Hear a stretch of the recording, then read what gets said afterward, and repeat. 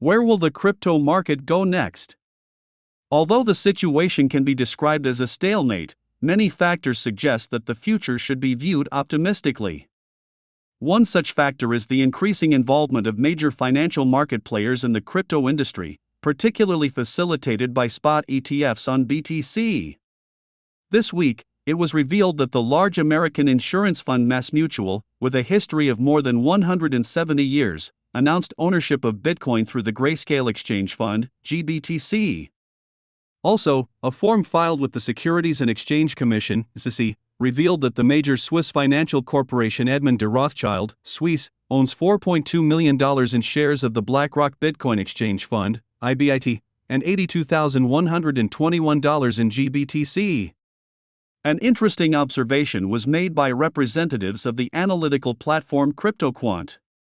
They noted a significant influx of Bitcoins to OTC desks, over-the-counter trading platforms that do not disclose information to the general public.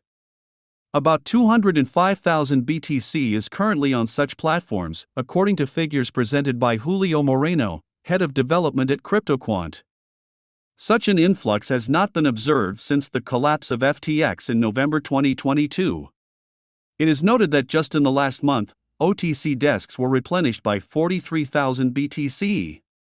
Such an event last occurred in May 2022, when the Terra/Luna crash occurred. Usually, such figures indicate an imminent rise in Bitcoin.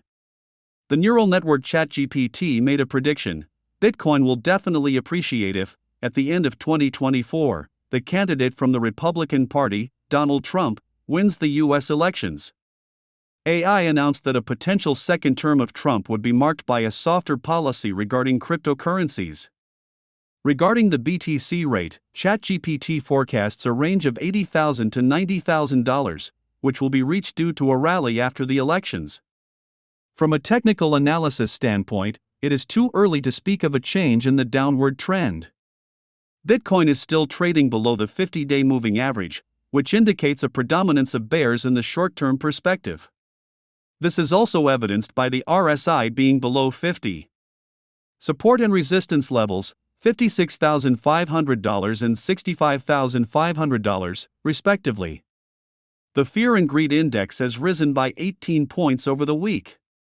The current value is 66. This again suggests that greed among Bitcoin investors predominates over fear. The main news for Ethereum this week was the discussion of upcoming updates. One of the platform developers, Yov Weiss, spoke about the ERC 4337 standard, calling for the control of crypto assets and wallets through smart contracts, rather than externally controlled accounts. Through ERC 4337, the so-called user operation will be introduced, which will act as pseudo-transactions. The innovation is intended to solve existing problems with Ethereum's account models. It is worth noting, ERC 4337 was implemented in March 2023. Clearly, the discussion is only about its further development.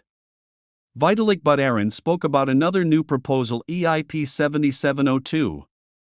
It is intended to solve technical issues related to the signing process that limit functionality.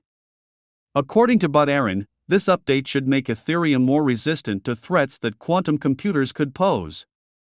Moreover, it will bring a lot of new functionality, such as combining signatures. From a technical analysis perspective, it is too early to say that the decline of Ether is over. ETH, since April 13, is in a sideways trend. The price bounces back and forth between the support level of $2,815.20 and the resistance level of $3,355. If we refer to the indicators, the short-term advantage is still with the sellers, not the buyers. ETH's price is below the 50-day moving average, and the RSI does not exceed the 50 mark. Inside the Polkadot ecosystem, things are going well, although this is not reflected in the price.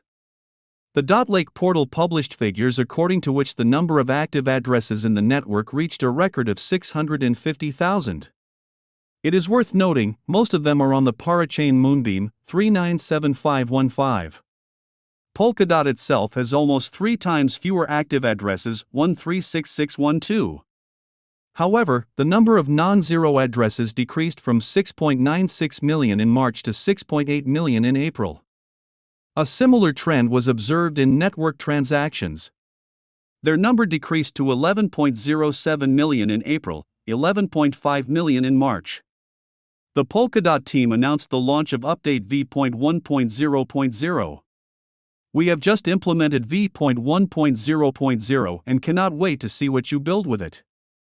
Development was a collective effort, involving verification by SCSRI Labs, weekly coordination meetings with Paratech, and extensive involvement from the entire community.